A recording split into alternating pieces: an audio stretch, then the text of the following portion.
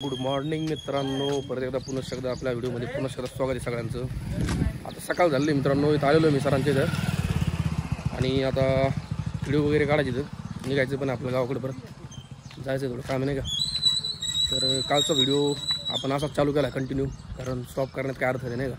तर चला आता मस्त आज काय दाखवतो तुम्हाला सगळं काही। आज पण थोडं राहणार आहे मुक्कार, मजा येणार व्हिडिओ बघायला तुम्हाला पण। तर व्हिडिओ पूर्ण शेवटपर्यंत बघा, स्किप न करता बघा व्हिडिओ, जेणेकरून तुम्हाला सगळी स्टोरी कळत जाईल। आणि चला आता काय होतं बघा।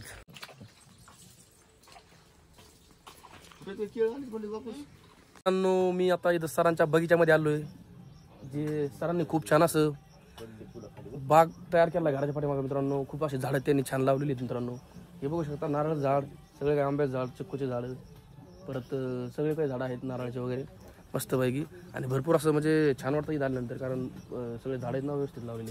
हे बघू शकता झाड कसं आलंय, याचं झाड नाही चाफ्याचं, चाप आहे ना, चाफ्याचं झाड मित्रांनो। आणि हे ज्युनियर संघ मित्रांनो,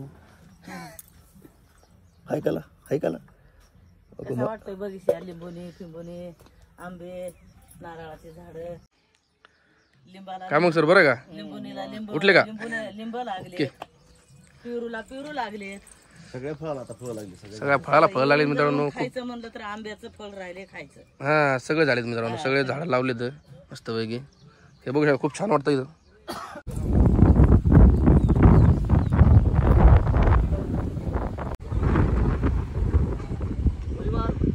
तीन जांभळं नाही तर खाल्ले तर खाल्ले का पोतकसे खाल्ले का काय, पोतकसे खाल्ले का काय, मगाचे झाड त्याला पायानं जागरायला लागले।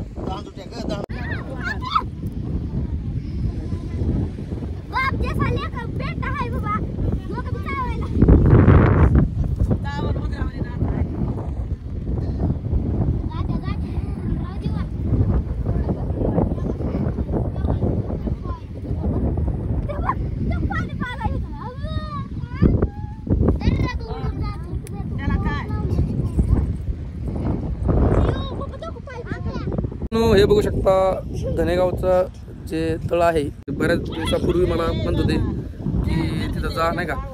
तर इथं आलेलो आहे मित्रांनो मी सध्या। हे बघू शकता, भरपूर मोठं डॅम आहे, भरपूर मोठं तळ आहे, जे पाणी पण भरपूर आहे सध्या। आणि काय माहिती विषय की इथं पाऊस झालेला नाही, जसा पाऊस पाहिजे तेवढा झालेला नाही। तर पाऊस झाल्यानंतर पाणी भरपूर इथपर्यंत येत असते, आणि अलीकडे पाणी आल्यानंतर छान वाटतं इथं, आणि काय अडचण नाही आहे।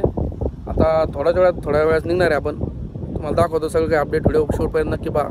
हे बघू शकता मित्रांनो, हवा भरपूर चाललेली आहे, आणि एवढ्या मोठ्या हव्यामध्ये सर कॅमेरा घेऊन बसले, पण सरच्या इथं लाईव्ह चालू आहे, पण आवाज येतो काय माहिती फॅन्स लोकांना काहीच कळा नाही मला, तर काय अडचण नाही। हे बघू शकता भरपूर, आणि ज्युनियर संघ बघू शकता, ज्युनियर संघ हे बघू शकता,